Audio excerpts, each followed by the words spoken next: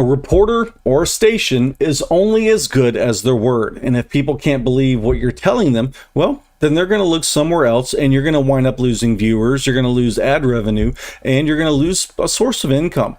And that's why one of the most important things for a station or a news reporter or a news anchor is going to be their credibility. So one of the things that we're going to look at is a case of a news anchor named Brian Williams.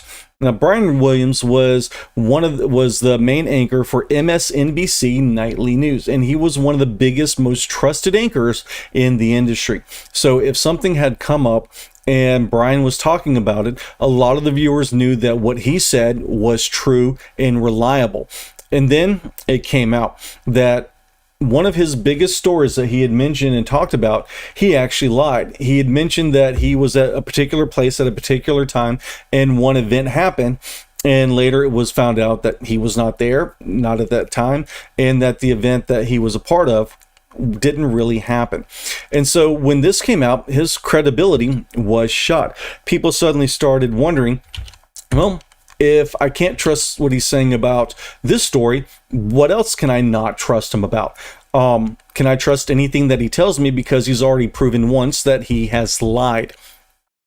So because of that, people started turning the channel and finding other sources of news from the nightly news. And the NBC Nightly News was after your local news, where your local stations will cover everything happening in your city or area.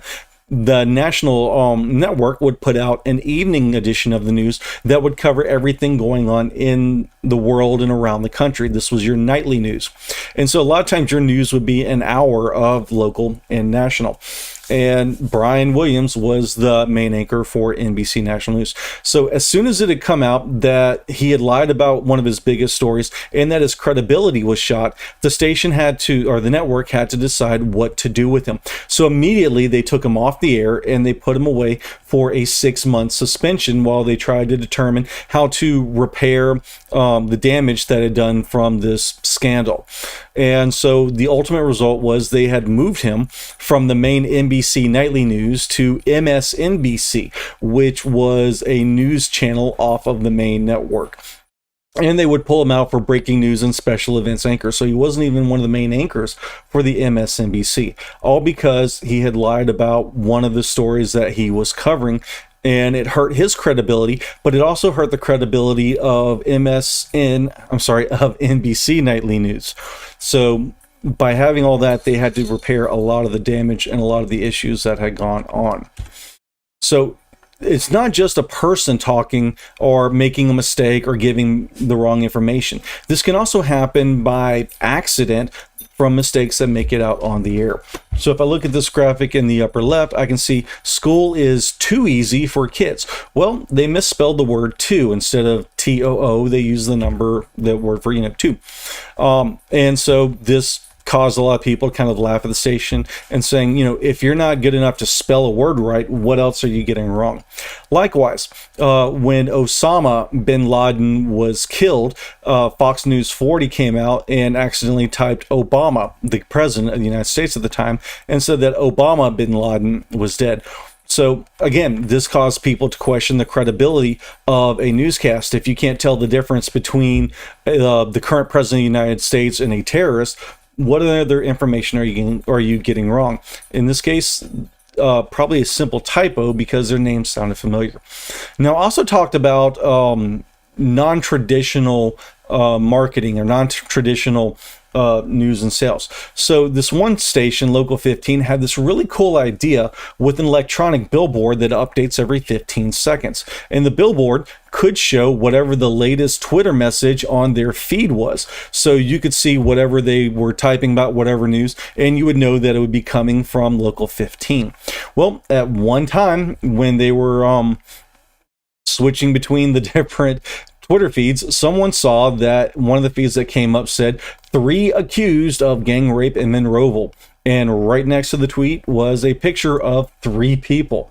Now, in reality, these three people were not the same three accused. These were the three anchors, which was your two main news anchors and your weather anchor, as part of the advertisement for the billboards. But it caused a backlash because it drew bad attention to the station of something that was funny, making fun of the station. So they wound up changing their policy, and I think for this type of electronic billboard, instead of doing live, they would have an intern or somebody monitor whatever a good tweet was and then add that to the graphic. But because effects like these, misspellings and typos went out over the air, it caused the credibility of the stations to go down just a little bit. Now, one thing that that had happened in the past was we were going to have a person come to speak at a lecture series called the Helen Keller Lecture Series, in which a person who has a life-changing disability is able to overcome it, and they come and talk about how they were able to overcome these abilities and how it's affected their lives. And one year we heard that Mackenzie Westmoreland was coming to be the speaker at that year's Helen Keller Lecture Series. So we decided to do some research to see a little bit more about them. So we threw the name into Google, and Google told us that Mackenzie Westmore was an American actress, and this is what she kind of looked like. So we're like, this could be really interesting. So we looked a little bit further to see what she looked like, and so whoops, we found that I spoiled it.